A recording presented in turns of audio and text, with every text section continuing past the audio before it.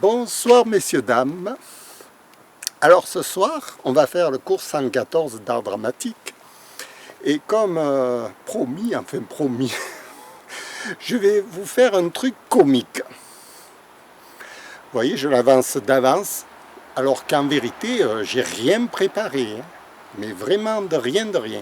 Mais comique dans le sens d'un cours d'art dramatique. Et oui, parce que le comique, en fait, pour bien vous situer la chose, hein, quand par exemple vous êtes un metteur en scène qui veut faire du comique, bon, il prévoit d'abord sa scène, son histoire, son dialogue et tout, et puis ensuite, bon, il fait apprendre ça aux acteurs, les acteurs, ils jouent ça à la scène comique. Mais vous n'avez jamais vu un metteur en scène arriver comme moi. Là, en ce moment, je suis un peu filou dingo, le metteur en scène et en même temps l'acteur. En même temps, devant la caméra, vous dire, bon, mais ça y est, on va faire un sketch comique, mais on ne l'a pas prévu, on ne sait pas ce qu'on va vous faire comme comique. Ça, c'est extraordinaire, hein. J'en rigole d'avance. Alors, justement, quand on est un acteur débutant, on se dit, bon, on va faire du comique. Alors, on prépare son comique, on prépare sa blague, et on l'a dit comme ça, devant tout le monde, et ça fait rire tout le monde. Et on est content qu'on a fait rire tout le monde. Mais en vérité, on est très mécontent de soi.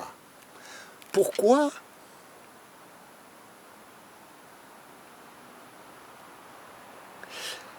Parce que on n'a pas exprimé la véritable sentimentalité qui existe au fond de nous dans un roulement naturel de la chose.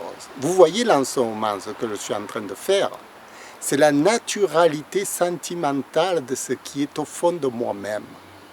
Ça, vous ne le verrez pas à l'écran. Nanana. Parce qu'ils arrivent avec leurs blagues, toutes prêtes, toutes empaquetées, vous voyez, comme une boîte de conserve en quelque sorte. Et ils vous la livrent comme ça, et ça fait rire les gens. Parce qu'ils ont chatouillé un peu. N'importe quoi. C'est pas du vrai comique.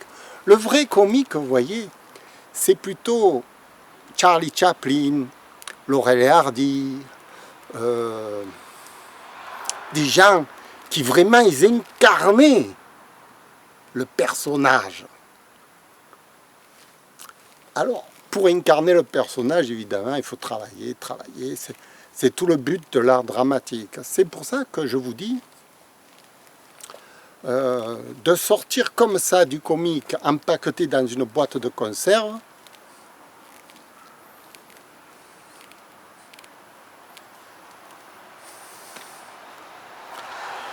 voilà, j'ai essayé de le faire, et ça ne m'a pas plu. Maintenant, je pourrais le faire, puisque maintenant, je sais incarner le personnage. Je suis Philou Dingo, n'est-ce pas?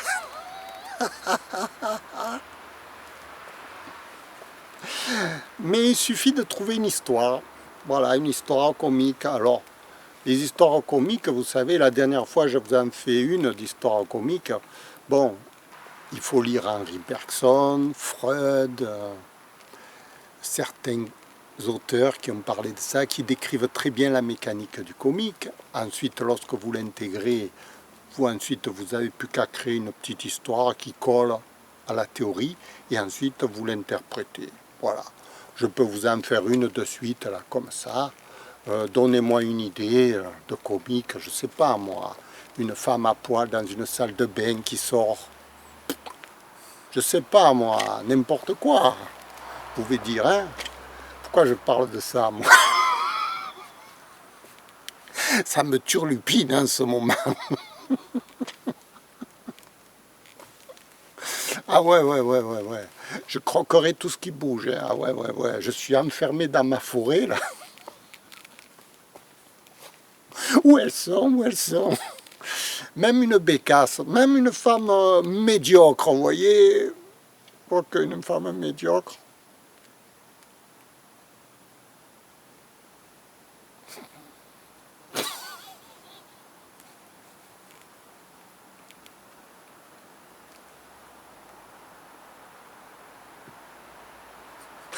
S'il n'y a plus que ça.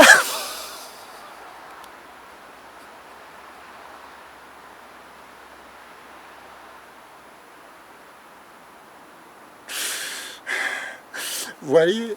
Bon, alors là, j'obéis aux règles du comique. Le comique, voilà, vous partez sur une idée, puis ensuite, vous sortez dans la... Comment je peux dire? Dans l'absurdité du truc. Voilà, et vous vous ridiculisez en quelque sorte. Voilà. Alors, le personnage de Philou Dingo, il peut en faire beaucoup comme ça. Hein. Il n'est pas limité. Hein.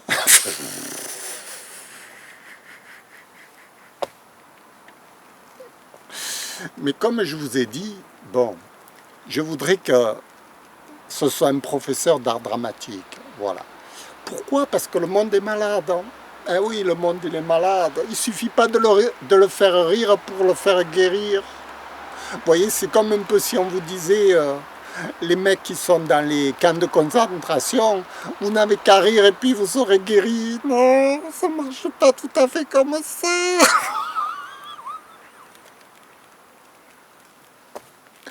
Et nous sommes dans des camps de concentration. Je vous l'ai dit, je vous l'ai dit, je vous le dis.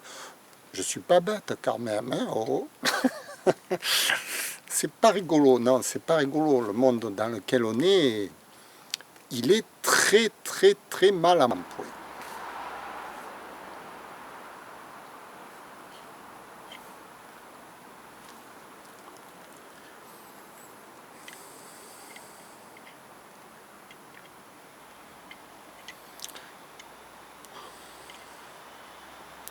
La solution, elle vient de nous.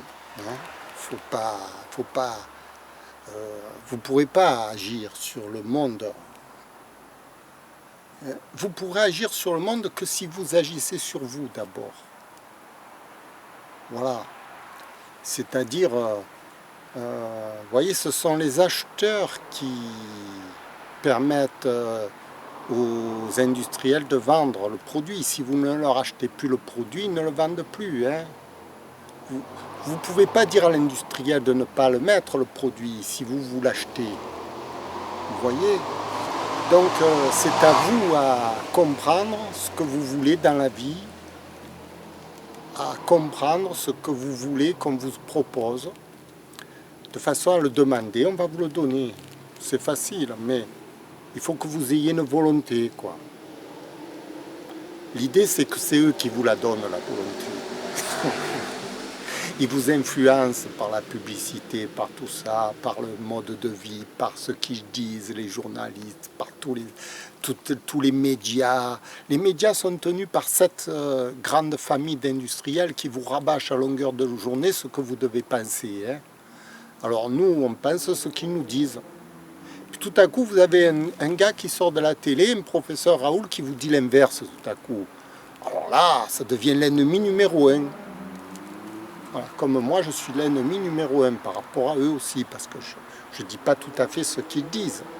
Je vous dis d'être libre. Mais ces gens-là devraient s'inspirer de gens comme moi, ou du professeur Raoult, au lieu de le diaboliser, au lieu de diaboliser les gens qui disent des choses concrètes, vraies, quoi, des choses, devraient plutôt, seulement comme ils ne réfléchissent pas, parce que c'est pas eux qui réfléchissent, c'est la machine, hein. Eux ils obéissent à un ordinateur, l'ordinateur leur dit demain faites ci, eux ils obéissent, c'est des gens qui obéissent, c'est pas des gens qui réfléchissent, hein. C'est terrible, hein. On est dans un cercle infernal, c'est un peu le diable qui se mord la queue, enfin. Alors, pour sortir de ce cercle infernal du profit, toujours du profit au détriment de tout le monde, etc., ça va dégénérer en guerre mondiale, hein. Déjà, il y a la Russie, l'Amérique, tout ça, bon, d'accord, ils se sont mis plus ou moins d'accord. Maintenant, il y a la Turquie qui commence à en faire des siennes. Voilà, tout ça pour l'énergie qui sert à alimenter les peuples. Les peuples qui se font la guerre pour avoir à manger. Alors, dans tout ça, si on commence à faire des blagues rigolotes, on est un peu en décalage avec le monde réel.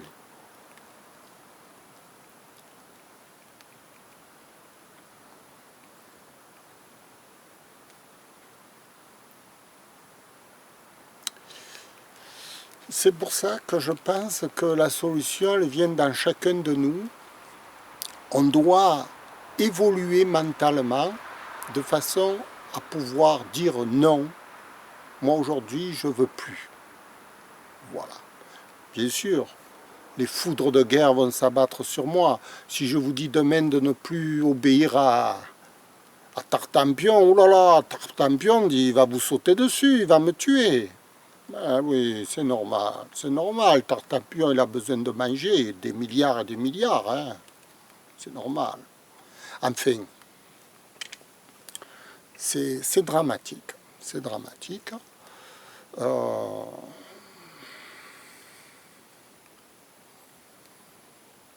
Voilà. Je vous ai montré ce soir que j'étais capable de faire rire, on a un peu rigolé, bon. Mais il faut revenir à la chose essentielle de la comédie, qui est aussi dramatique, et qu'il ne faut pas oublier le côté dramatique de la comédie, qui est là aussi, le drame est là aussi pour réveiller les peuples et les faire bouger. Voilà. C'est un peu le cours numéro 114 d'art dramatique qui pourrait s'appeler de la comédie au drame. Comédie dramatique. Voilà, on est dans une comédie dramatique. Je vous remercie pour ce soir. C'était le cours 114 d'art dramatique.